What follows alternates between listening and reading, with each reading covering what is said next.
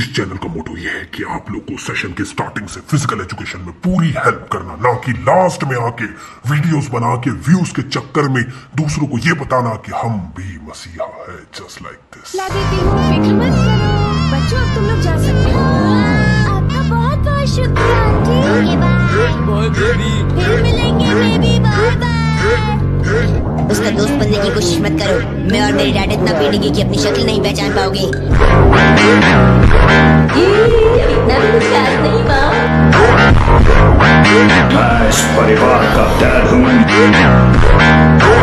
So hello everyone, welcome to my channel. तो कैसे हैं आप सभी लोग? जैसे कि आप सभी लोग जानते हो, डैड सीरीज को हम लोग कंटिन्यू कर रहे हैं और इस डैड सीरीज के अंदर हम लोग लेकर आए हैं आप लोग के लिए नया चैप्टर, क्या मैं कह सकता हूँ नई यूनिट नंबर 7। तो डिटेल में मैं इस पूरे के पूरे चैप्टर को कंप्लीट करने वाले हैं। बस वीडियो में जो भी चीजें मैं आप लोगों को पढ़ा रहा हूँ, ईमानदारी से उसको देखना है। उसके बाद आप लोग को बस नोट्स रिवाइज कर लेना है, सो दैट आप लोग की धांसू प्रिपरेशन घर बैठे हो सके। और इन सब के अलावा आप लोग को बस काम एक करना है कि 10 ईयर के लास्ट क्वेश्चन बैंक की इस बुक के साथ प्रिपेयर कर लेना है सारे प्रीवियस ईयर के क्वेश्चन, क्योंकि पीई में मैक्सिमम क्वेश्चन प्रीवियस ईयर के ही रिपीट होते हैं। तो ये मैंने बुक आप लोगों के लिए प्रिपेयर करा हूं, Amazon में आप लोगों को अवेलेबल है, जाके आप लोग उसको परचेज कर सकते हो या किंडल वर्जन में आप लोग उसको डाउनलोड कर सकते हैं। लिंक डिस्क्रिप्शन में गिवन है। इन सब के अलावा नोट्स को डाउनलोड करना है, तो बेसिकली नोट्स डाउनलोड करने के लिए डिस्क्रिप्शन में मैंने आप लोग को मेरे प्लेटफॉर्म की वेबसाइट और एप्लीकेशन दोनों के लिंक दे दिया, वहां से जाके डाउनलोड कर सकते हो पीडीएफ फॉर्म में, या फिर इस वीडियो के नीचे आप लोग को देखने को मिल रहा होगा डाउनलोड का डायरेक्ट ऑप्शन। तो वहां से जाके भी आप लोग नोट्स को डाउनलोड करके सीमलेस प्रिपरेशन घर बैठे कर सकते हैं। तो चलिए स्टार्ट करते हैं वीडियो को। तो चलिए स्टार्ट करते हैं मेरी यूनिट नंबर 7 या चैप्टर नंबर 7, जिसका नाम है फिजियोलॉजी एंड इंजीनियरिंग स्पोर्ट्स। काफी इंपॉर्टेंट चैप्टर आप लोग के लिए रहने वाला है। साथ में आप लोग मेरे फिजिक्स के चैनल को ज्वाइन कर सकते हो, जहां पे मैं डेडिकेटली फिजिक्स पढ़ा रहा हूं 12th के पॉइंट ऑफ व्यू से, तगड़ा कंटेंट। तो क्या क्या पढ़ने वाले इस पूरे के पूरे सिलेबस के अंदर, तो जो नया सिलेबस का वही यहाँ पे मैंने चिपकाया हूँ, ठीक है भाई। इसके अंदर एक नया टॉपिक भी आप लोग का, जिसपे आप लोग को ध्यान देना है, और कुछ टॉपिक जैसे फर्स्ट एड वगैरह ये सब डिलीट हो चुके हैं। तो इतना पोर्शन है आप लोग को इसमें अच्छे से फोकस करते हुए पढ़ना है। तो सबसे पहले चैप्टर में आगे बढ़ने से पहले टॉपिक का नाम क्या है भाई? फिजियोलॉजी। तो आखिर ये फिजियोलॉजी क्या होती है? तो अगर मैं सिंपल लैंग्वेज में कहूँ कि फिजियोलॉजी का मतलब क्या होता है, तो फिजियोलॉजी का मतलब ये कि यार ह्यूमन बॉडी का मूवमेंट कैसे हो रहा है, कैसे उसका फंक्शन हो रहा है, इसको समझने का काम फिजियोलॉजी के थ्रू हम कर सकते हैं। और जब भी हम लोग बात करेंगे फिजियोलॉजी, वो भी स्पोर्ट्स के लिए, तो वो क्या होगी? तो एक चीज समझो, एक नॉर्मल पर्सन है उसकी फिजियोलॉजी अलग होगी, और एक स्पोर्ट्स पर्सन है उसकी फिजियोलॉजी अलग होगी। क्यों?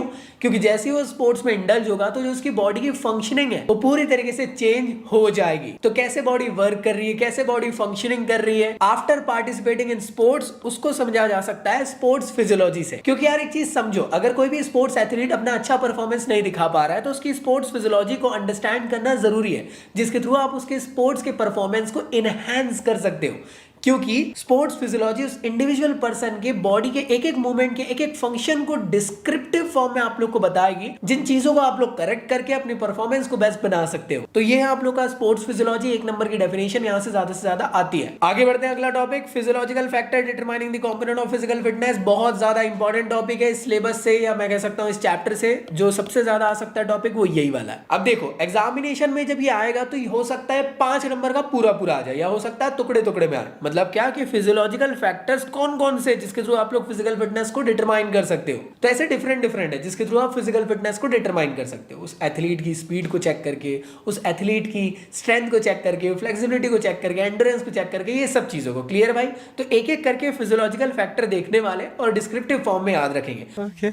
पॉइंट याद रखना, उसके अंदर का आप लोग अपने अकॉर्डिंग लिख के आ देना, कोई दिक्कत नहीं है। तो सबसे पहले हम लोग फिजियोलॉजिकल फैक्टर डिटरमाइन करने वाले स्ट्रेंथ के लिए। अब बेसिक सी बात है, स्ट्रेंथ क्या होती है? मतलब क्या कि यार मसल्स कितना फोर्स एक्सर्ट कर रही है, वो कहलाता है हमारा स्ट्रेंथ। मैंने कहा कि एक बाल्टी पानी उठा लो, तो आप उठा लोगे ना? नहीं उठा पाओगे, है ना? कंधों में दर्द हो जाएगा। भले ही वो आपको बोले कि मेरे को गोदी में उठा लो, तो उस टाइम आप उठा सकते हो।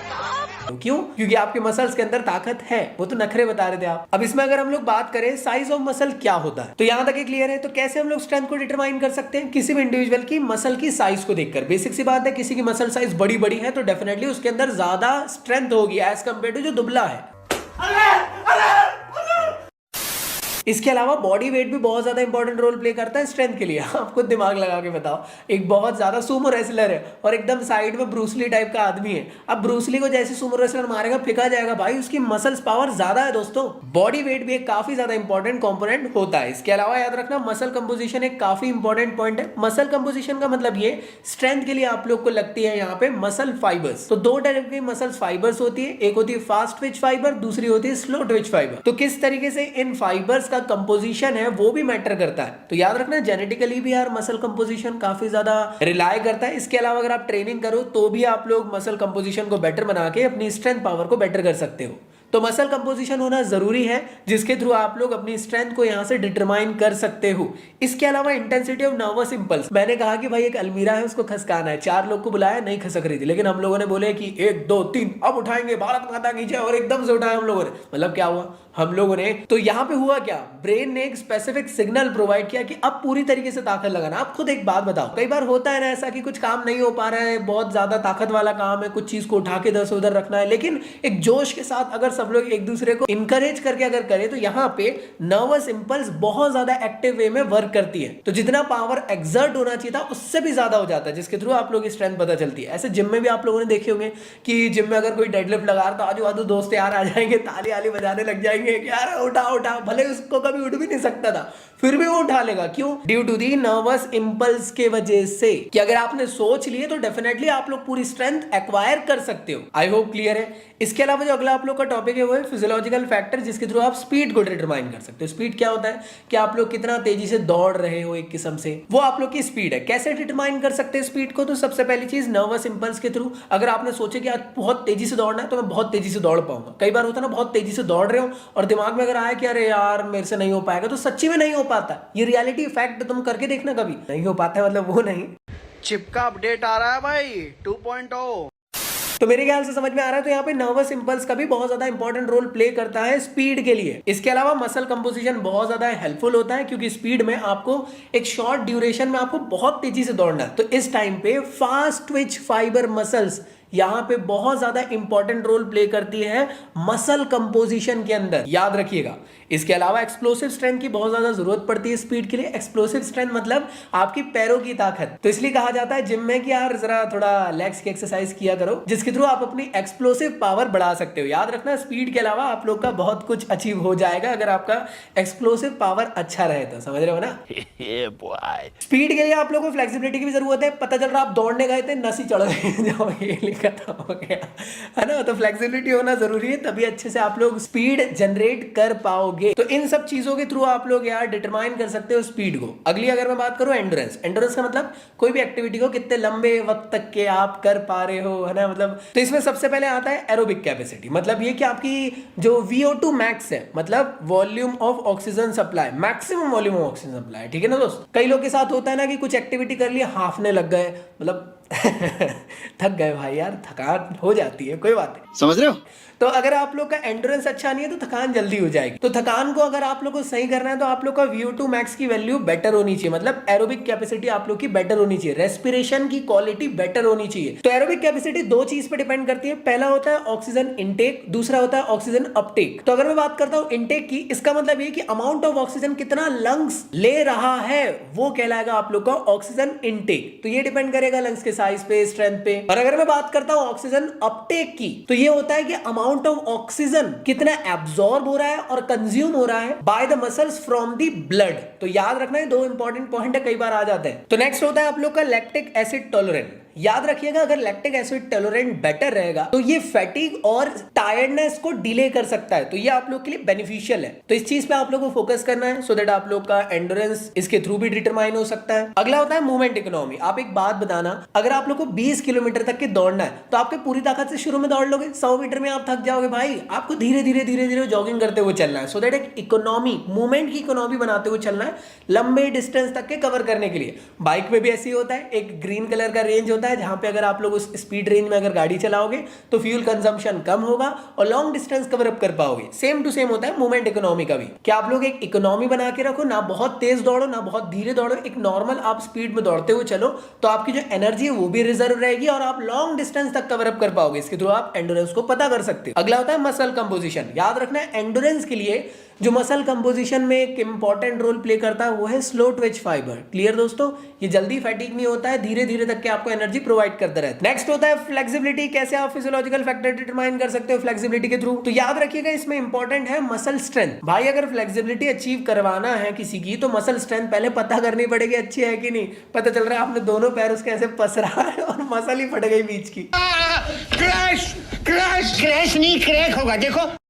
अगली चीज फ्लेक्सिबिलिटी आप लोग पता कर सकते हो एज और जेंडर पे भी लड़कियों के अंदर फ्लेक्सिबिलिटी ज्यादा होती है एज कम्पेयर टू लड़कों के। और अगर मैं बात करूं एज की भी, बच्चों के अंदर ज्यादा फ्लेक्सिबिलिटी होती है एज कम्पेयर टू बूढ़ों के। इसके अलावा मसल्स की स्ट्रेचेबिलिटी भी बहुत ज्यादा इंपॉर्टेंट है। अगर आप जिम में जाते होंगे, एरोबिक्स की एक्सरसाइज में जाते होंगे, जुम्बा वगैरह जाते होंगे, तो आपको एक्सरसाइज करवाई जाती है सो दैट मसल्स की स्ट्रेचेबिलिटी बने रहे। स्ट्रेचेबिलिटी रहेगी तभी फ्लेक्सिबिलिटी अचीव हो पाएगी ना। इसके बाद है प्रीवियस इंजरी। भाई देखो ये भी इंपॉर्टेंट रोल प्ले करता है। मान लो किसी का एक्सीडेंट हो गया था, उसका शोल्डर डिसलोकेट हो चुका है, बेसिक सी बात है यार, उसके अंदर उतनी फ्लेक्सिबिलिटी नहीं रहेगी उसके शोल्डर में, तो ये चीजें भी फैक्टर इंपॉर्टेंट रोल प्ले करता है फ्लेक्सिबिलिटी को पता करने। तो याद रखिएगा आप लोग फिजियोलॉजिकल फैक्टर अगर आपके एग्जाम में आते हैं, एटलीस्ट 4 पॉइंट याद रखना और उसको एक्सप्लेन कर देना जो मैंने आप लोग को एक्सप्लेन किया, और अच्छे से नोट्स को एक बार रीड कर लेना इस चैप्टर के, तो आप लोग की सारी चीजें क्लियर हो जाएगी। सो नेक्स्ट टॉपिक है आप लोग का कि अगर आप रेगुलर एक्सरसाइज करते हो तो उसके थ्रू कार्डियो रेस्पिरेटरी सिस्टम में क्या चेंजेस आपको देखने को मिलते हैं। तो मैं आपको बताना चाहता हूं कि अगर आप रेगुलर एक्सरसाइज करते हो तो याद रखना कार्डियो रेस्पिरेटरी के अंदर मेजर चेंजेस होते हैं। कार्डियो रेस्पिरेटरी मतलब हार्ट और लंग्स के जो सिस्टम है उसके अंदर आप लोग को बहुत सारे बेनिफिट्स देखने को मिलते हैं।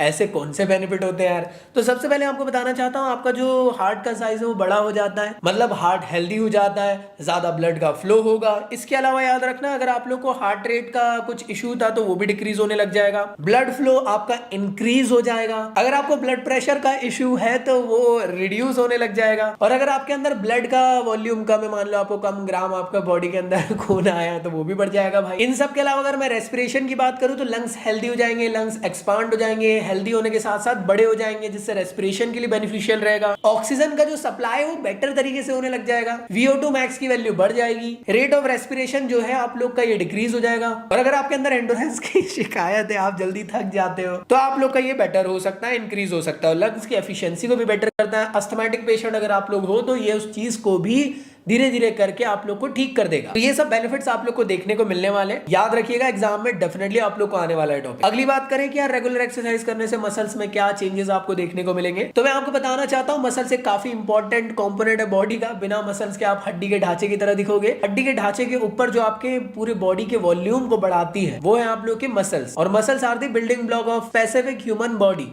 तो याद रखिएगा बहुत इंपॉर्टेंट है भाई मसल। मसल्स काय से बनती है मुझे कमेंट बॉक्स बताना, कौन से मैक्रो या माइक्रो न्यूट्रिएंट्स से जरा बताओ। तो याद रखिएगा अगर रेगुलर एक्सरसाइज करते हो तो बेसिक सी बात है, शेप और साइज बढ़िया हो जाता है, डोले शोले दिखने लग जाते हैं, लड़कियों के सामने इंप्रेशन एकदम 4 चांद होने लग जाता है। वाह क्या लड़का है, वेरी हैंडसम बॉय, इससे तो बहुत मजा आएगा।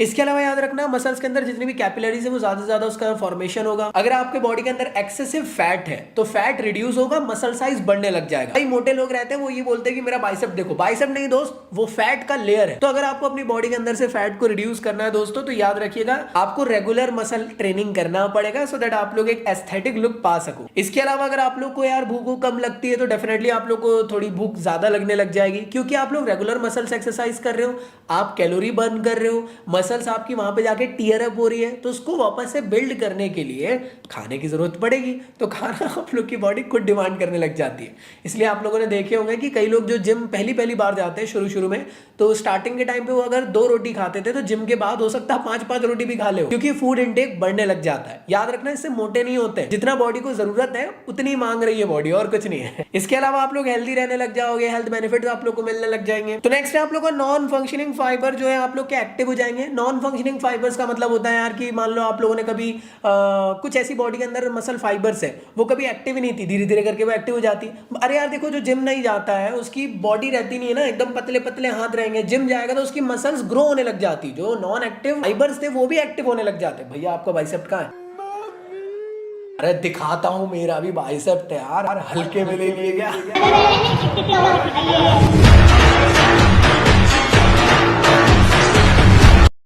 ज्यादा हो गया, टी-शर्ट नीचे करते आगे बढ़ते। इसके अलावा याद रखना जो आपकी मसल्स की मूवमेंट है वो इफेक्टिव वे में होने लग जाएंगे, और साथ में आपका बॉडी पोस्चर जो है वो बेटर हो जाएगा, आप बेटर दिखने लग जाओगे, अट्रैक्टिव लुक दिखने लग जाओगे। तो वापस से आते हैं टॉपिक में। अगला टॉपिक है आप लोग का physiological changes due to the ageing, कि बॉडी के अंदर किस तरीके के चेंजेस आते हैं जैसे जैसे आप लोग की एज होने लग जाती है। बेसिक सी बात है यार, जैसे जैसे एज होगी, एजिंग एक ऐसी कंडीशन है जो कि नेचुरल है। जैसे आप लोग का बर्थ होता है उसके बाद से एक एक दिन करके आपकी एजिंग होने लग जाती है। स्टार्टिंग में आप लोग चाइल्डहुड रहते हो, फिर आप लोग एडल्टहुड में आते हो और एडल्टहुड धीरे धीरे करके डिक्लाइनिंग फेज में आने लग जाती है। तो ये पूरा का पूरा फिनोमेना कहलाता है एजिंग। तो एजिंग का एक ऐसा फेज आता है जहां पे आप बूढ़े होने लग जाते हो, ओल्ड होने लग जाते हो। उस टाइम पे आप लोगों को किस तरीके से बॉडी के अंदर फिजियोलॉजिकल चेंजेस देखने को मिलते हैं उसको जानते हैं। तो बेसिक सी बात अगर मैं बताऊं तो जैसे जैसे आप लोग की एज होते जाएगी वैसे वैसे आपकी जो मसल्स की पावर थी, मसल स्ट्रेंथ थी, वो धीरे धीरे करके डिटोरिएट होने लग जाएगी, डिक्रीज होने लग जाएगी। वो हो सकता था जवानी में जो ताकत थी वो हो सकता है आप लोग की 40-50 के टाइम पे ना देखने को मिले। इसके अलावा याद रखना न्यूरल स्ट्रेंथ भी आप लोग की डिक्रीज होने लग जाती है, जो आप लोग का न्यूरोमस्कुलर सिस्टम है वो खराब होने लग जाता है। इसके अलावा एंडोक्राइन चेंजेस आपको देखने को मिलते हैं एजिंग की वजह से। एंडोक्राइन चेंजेस का मतलब ये कि आपकी बॉडी के अंदर जो भी हार्मोनल चेंजेस वगैरह होते थे वो सही तरीके से आप लोग के काम नहीं करेंगे। जो आपके रिसेप्टर्स वगैरह वो सही तरीके से वर्क नहीं करते, जैसे बूढ़े लोगों के साथ होता है ना, हो सकता है उनका कान सही है बट हाँ वो रिफ्लेक्स सही नहीं कर पाते, आपने उनको कुछ बोले तो वो समझ नहीं पाते, कुछ चीजें डिले होने लग जाती है ड्यू टू दी एजिंग की वजह से। इसके अलावा जो पल्मोनरी फंक्शनिंग है, सांस लेने वाली चीजें, आप लोग के हार्ट वाला फंक्शनिंग, इन सब में भी आप लोग को दिक्कतें देखने को मिलने लग जाती है। थोड़े थोड़े टाइम में थक जाते हैं, ज्यादा लंबा डिस्टेंस कवर नहीं कर पाते हैं, सीना दर्द करने लग जाता है, ब्लड सर्कुलेशन सही तरीके से नहीं हो पाता है, बहुत सारी बीमारियां आ जाती है। ये सब देखने को हम लोग को मिलता है। इसके अलावा एक काफी इंपॉर्टेंट चीज है वो है बॉडी कंपोजिशन धीरे धीरे करके खराब होने लग जाता है। मतलब क्या, जो आपका बॉडी मास है, मतलब आपकी जो मसल स्ट्रेंथ है वो डिक्रीज होने लग जाएगी, जो आपकी बोन डेंसिटी है वो डिक्रीज होने लग जाएगी, उसकी स्ट्रेंथनिंग यहाँ पे धीरे धीरे करके डिटोरिएट होने लग जाएगी। ये सब चीजें आप लोग को देखने को मिलती है ड्यू टू दी एजिंग के वजह से। तो किस तरीके से फिजियोलॉजिकल चेंजेस हो रहे एजिंग के, आई होप आप लोग को समझ में आया। चलो एक काम करता हूं, 3 पॉइंट आप लोग को देता हूं, आप अपने मर्जी से सोचो, बताओ मुझे कमेंट बॉक्स में क्या हो। सो नेक्स्ट टॉपिक और लास्ट टॉपिक आज के हमारे इस क्लास का रहने वाला है स्पोर्ट्स इंजरीज। तो आखिर ये स्पोर्ट्स इंजरीज क्या होती है? बेसिक सी बात है यार, स्पोर्ट्स की फील्ड में ये बहुत ज्यादा कॉमन होता है। इंजरीज जो है ये एकदम नेचुरल फिनोमेना है कि अगर आप लोग गिर गए, फिसल गए, स्लिप हो गए तो आप लोग को आपकी बॉडी पे चोट लग सकती है, उसे हम लोग कहते हैं इंजरी। तो स्पोर्ट्स की ट्रेनिंग और स्पोर्ट्स खेलते टाइम पे ये बहुत ज्यादा नॉर्मल चीजें आपको देखने को मिलती रहती है। अलग अलग टाइप की इंजरीज हो जाती, कुछ सीवियर हो जाती, कुछ नॉर्मल सी रहती, जल्दी ठीक हो जाती है। अलग अलग पॉइंट के इसके ट्रीटमेंट्स रहते हैं। आइए जानते हैं कि हमको सिलेबस के अकॉर्डिंग कौन कौन से पढ़ना है। तो एक्चुअल में आपके जो फिजिकल एजुकेशन के सिलेबस है या नया सिलेबस है, उसके अकॉर्डिंग आप लोग को 3 टाइप की इंजरीज के बारे में पढ़ना है। आप लोग को इंजरीज के बारे में बताया गया है। पहला है सॉफ्ट टिश्यू इंजरी, मतलब आपकी मसल्स में अगर चोट लग जाए उसके वजह से जो इंजरीज होती है उसे हम लोग सॉफ्ट टिश्यू इंजरीज कहते हैं। अगला होता है बोन इंजरी। नाम से समझ में आ रहा है कि अगर आपकी हड्डियों में फ्रैक्चर वगैरह हो जाए तो उसको बोन इंजरी कहते हैं। स्लैश करके इसको फ्रैक्चर भी बोल सकते हो। तो जॉइंट इंजरी मतलब जो जॉइंट्स में इंजरीज हो जाती है। तो आइए एक एक करके समझते हैं। इसमें से ना ये 2 काफी इंपॉर्टेंट है, ये ज्यादातर नहीं पूछा जाता। तो सबसे पहले हम लोग जान रहे हैं सॉफ्ट टिश्यू इंजरीज क्या होती है। सॉफ्ट टिश्यू इंजरीज मतलब कि अगर आपके मसल फाइबर में किसी भी तरीके की चोट लग जाए उसे कहते हैं सॉफ्ट टिश्यू इंजरी। इसके अंदर अलग अलग टाइप है। तो जो सिलेबस में आपको दिए हुए हैं इस साल के 23-24 के पॉइंट ऑफ व्यू से सिर्फ उनको पढ़ा रहा हूं।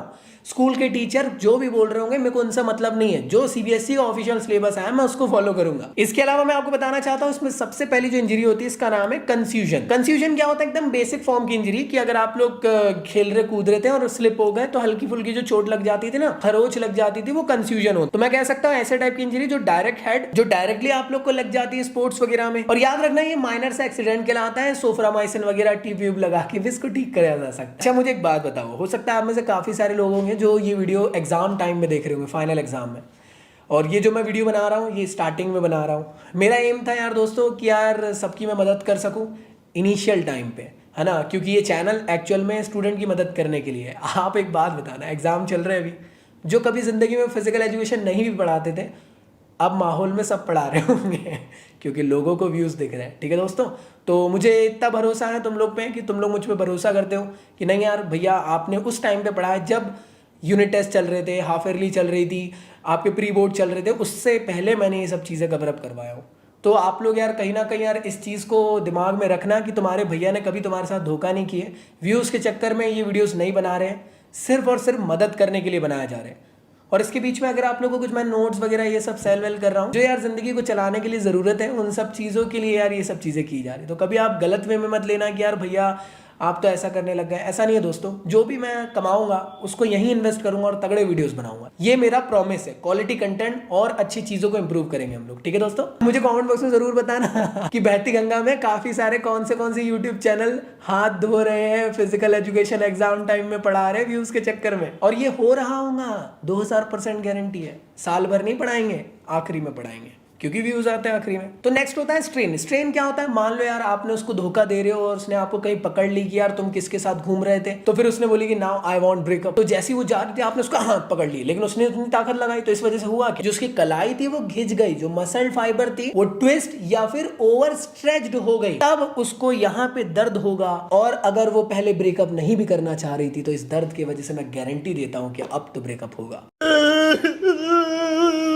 तो स्ट्रेन क्या है, बेसिक फॉर्म का आप लोग का एक इंजरी है जहां पे अगर आप लोग की मसल्स ट्विस्ट अप हो जाए या फिर पुल अप हो जाए, उस वजह से आप लोग को एक स्ट्रेन पैदा होता है और ये एक फॉर्म की इंजरी है। अगला है स्प्रेन। स्प्रेन का मतलब क्या कि आप खेत में कुछ गलत काम करते हुए पकड़ा गए, तो खेत के लोग आपके पीछे दौड़ रहे हैं और खेत में यार अंडुलेटेड पोर्शन रहता है, ऐसा ऐसा ऐसा टेढ़ा मेढ़ा, तो आपका पैर जो है मुड़ गया। मुड़ने की वजह से जो आपका लिगामेंट था पैर का वो ब्रेक डाउन हो गया। तो जब भी आप लोग की बॉडी के अंदर जो लिगामेंट है उसमें इंजरी आ जाती है या वो ब्रेक डाउन हो जाते हैं या वो ओवर स्ट्रेच्ड हो जाते हैं, तो उसे कहा जाता है स्प्रेन। तो स्प्रेन को ठीक करने के लिए आप लोग का एक ट्रीटमेंट है जो काफी ज्यादा इंपॉर्टेंट है, एग्जाम में कई बार पूछा जाता है कि कैसे इसको ठीक किया जा सकता है। इसको किया जा सकता है प्राइस से। हाँ, वो तो देना पड़ेगा प्राइस डॉक्टर को। प्राइस वाला प्राइस नहीं, प्राइस का एक फुल फॉर्म होता है। इसके अलावा प्राइस के अलावा राइस भी इसको कहते हैं, अगर पी हटा दो तो राइस हो जाएगा।